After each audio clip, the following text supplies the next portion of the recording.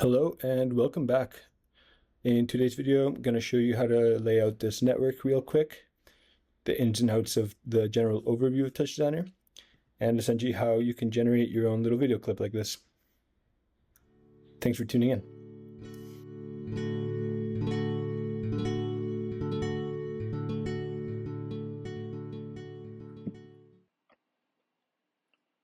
Hey, so after my last video, I figured I would give a quick overview of the navigation in TouchDesigner. So let's pop right into the experimental build. Normally when you open up a default TouchDesigner project, this is what you get. You have a set of operators. In this case, we have a movie file in top, a chop to, which here we have a chop, top, top, top. But what is a chop and a top and all of these interesting terms? Well, let's get into that. So before we pop into our operator family, let's quickly look at our main window. Here we have our network editor, which you can just drag and cruise around. We have our palette, which is very useful. We'll get into that in a second. We have our parameter panel, which is vital. And we have our timeline. So in here, we can set how many frames we want to set this to. Right now it's set to 600. Our frame per second is 60.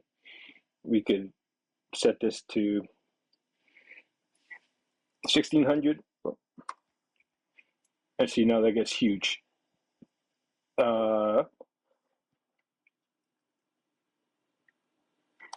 There we go, back to 600. You can put range limit loop or just once, plays just once. If you're on loop, obviously it keeps constantly looping through that. You have your play, pause, play in reverse, and reset to the start of the timeline. So that gives you an overall view of what happens when you begin a TouchDesigner project. Now let's get into what each of these panels and operator families are. So whenever you're highlighted onto a specific operator, operators in TouchDesigner are essentially the backbone economy of what's going on inside of your network. Your network is what you're looking at here. This is essentially a network. And if we were to take a step back from our network, we could press U, and it takes us to our project. Now, if you notice here, our directory shows no specific directory command. If we go back in, now we're inside a project. And to do that, you can either scroll into it, in this case, it being the project window, or scroll out of it, or you can press in, I, or U out. Okay. Now, if you notice here, this parameter panel obviously changes depending on what we're highlighted on. So if we go back in, we can see that our movie file in top is selected here. Whatever operator that you are selected on, you will see that parameter panel. And to tuck that away, you can either press this little guy here, or if you just want the panel to go away completely, you can just press P to bring it back up and on. Now, this is our palette. We're going to get into this in a second, but for now, we'll just tuck it away. And here we have our TouchDesigner network. You can scroll in just with the regular scroll, click and drag to move around. Shift and click lets you highlight several at a time, but notice there's one primary one being highlighted here. Same thing here. If you wanted to highlight several at a time, all of them are highlighted along with it, because what you can do here is you can cut them, paste them, you can, in essence, cut them back out of our project here, paste them inside of this network, if you will. But we're not going to do that this time. We're just going to go back right in. And let's take a look at these specific operators. So in here, we have what is called our operator. Pretty straightforward. And there's a couple little selection options here. We have our viewer active, which essentially takes away our operator controls just from the network editor side. We have our display, which allows it to just show in the background of our network.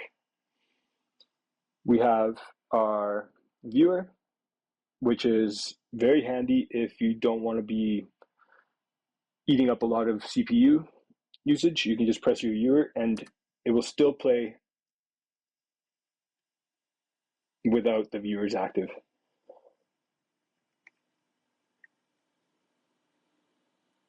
We have our clone immune, our bypass. So in this case, if we were to bypass this, no motion. It's just showing the square. Well, square is a bad word. The still picture on this cube. Again, if we press this viewer active, we can go into our operator and select certain aspects of it. Inside of our geo, we're also able to move around our geography only when our viewer active is on. And if I was to right click here and display options, actually that's the wrong one, view, we could pop this open into a border open floating network. Let's just keep that as is for now. But if you notice, when I don't have my viewer active, I can't actually move around this geometry. I have to literally have it on for us to be able to move it around. Now, the difference in between the coloring of these operators is quite important because these purple operators, let's say, these are tops. That means they are texture operators. If we go and hit tab, we have our operator family that becomes available here. And this is actually quite an important aspect of TouchDesigner. You will be constantly hitting tab to go through these operator selections, or you can also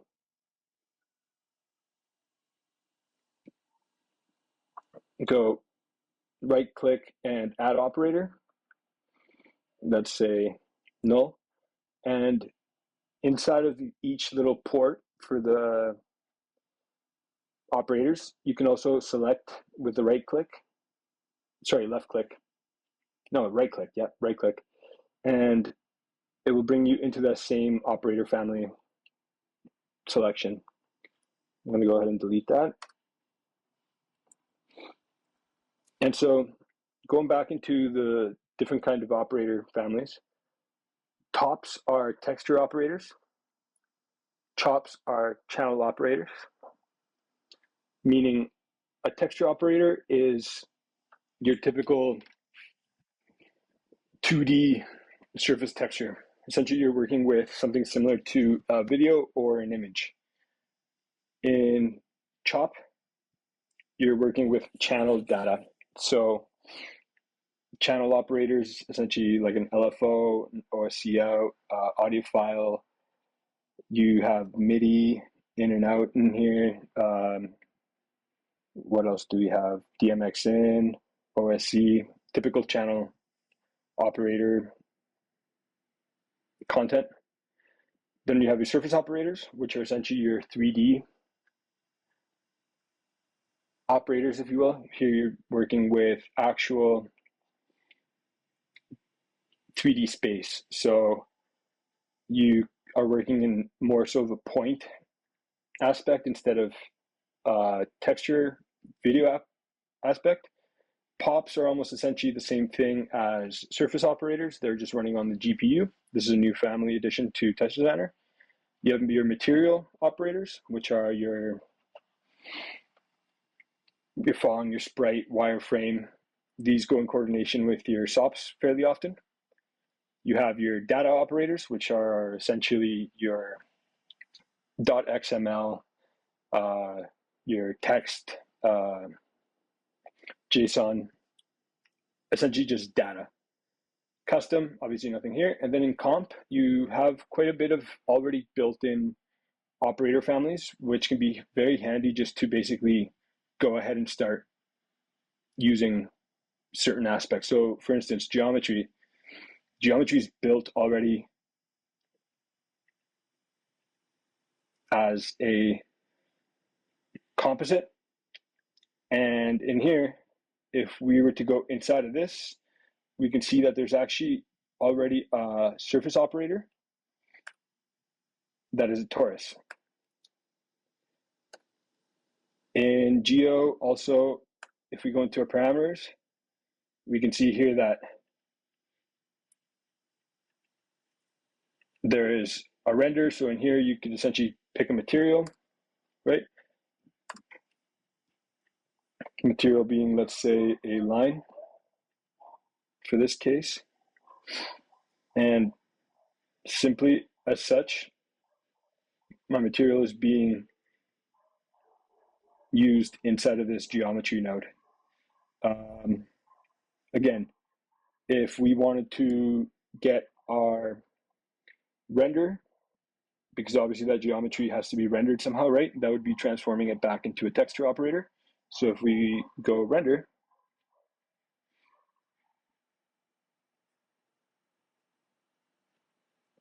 you can already see here that there's these lines happening. And these are essentially data communication lines that are happening not as open as your node connections. These are data connections that are happening in real time. So if we go like this, you can see that our render is sending data out to, oh, and so is our geometry here, obviously. But you can see that our render is essentially trying to send out to, oh, sorry, our geometry is trying to send out to our render. Now, we also need a camera so that we can see, right? And you'll notice that it is sending out to our render. And we also need a light to light up the scene. So now, if you notice, all of these are actually sending out to our render. And our render is now showing us this. If I was to move around the geometry, that doesn't matter because the geometry is its own separate operator. But if I go to my cam and I move this around, it immediately moves around what our render is seeing. And if I was to go into our geometry and let's say inside of my torus, I wanted to take radius, quadrilaterals.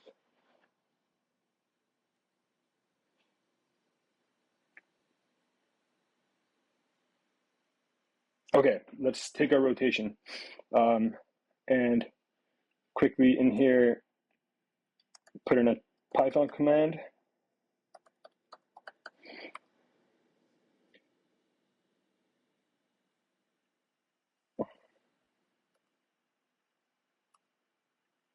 Oh.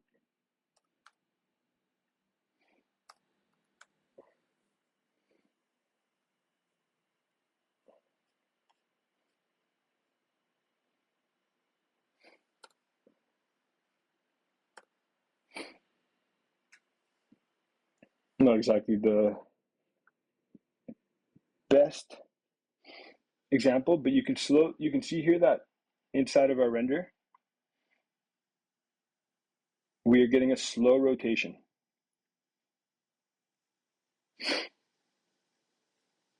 Now our render is feeding out at a resolution of 1880 by 720. Let's say we wanted to speed this up a bit. Come back in here, abs time.seconds. We'll go abs time.seconds times 10.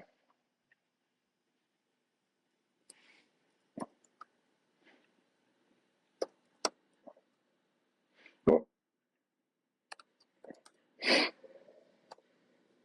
And now we can see that our render is moving at a more visual speed.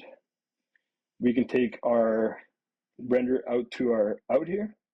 And if we were to go back out into our project, you can now see that this torus is spinning according to the parameters that we set. Now, let's go back in and quickly add a movie file out.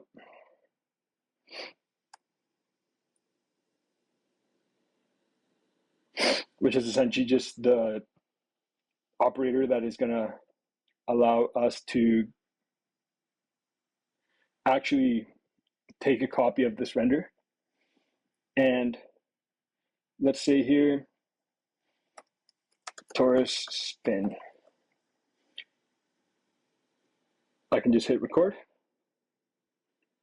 We can see here that we are recording some kind of shape with the RGB setting so that it is just an alpha channel, essentially just a shape, like a PNG.